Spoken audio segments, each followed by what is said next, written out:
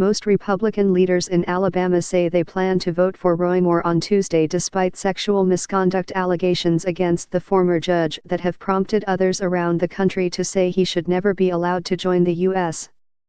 Senate. Sen. Richard Shelby is an exception. He said Sunday that the tipping point in his decision to cast a write-in ballot rather than vote for Moore or Democrat Doug Jones was an allegation that Moore molested a 14-year-old girl decades ago. But Shelby's outspokenness against a man who could become his colleague was the exception rather than the rule. I have stated both publicly and privately over the last month that unless these allegations were proven to be true, I would continue to plan to vote for the Republican nominee, Judge Roy Moore, Alabama Secretary of State John Merrill wrote in a text message to the Associated Press. I have already cast my absentee ballot and I voted for Judge Moore. The accusations against Moore have left many GOP voters and leaders in a quandary. Voters face the decision of whether to vote for Moore, accused of sexual misconduct with teenagers decades ago when he was a county prosecutor, or sending Jones to Washington, which would narrow the GOP's already precarious majority in the Senate. They also could write in a name on their ballots or simply stay home. Meanwhile, most GOP politicians in the state must run for re-election next year, where they will face Moore's enthusiastic voting base at the polls. The AP tried to find out how Republican leaders from Alabama plan to vote. Most office holders or their staffs responded, while others have publicly stated their plans during public appearances or to other media outlets.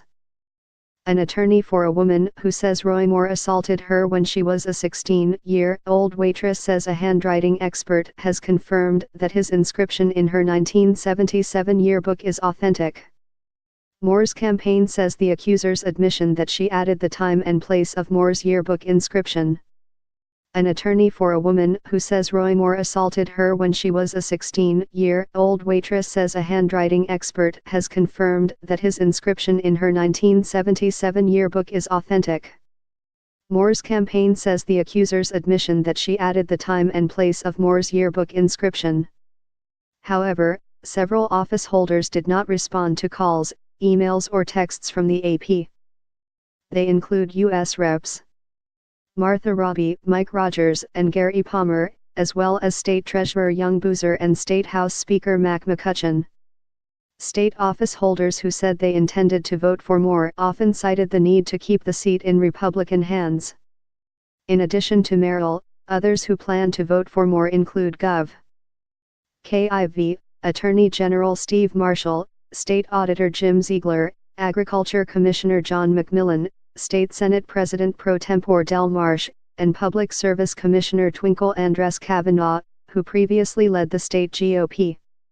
Also voting for Moore are current state party head Terry Lathan and U.S. Reps.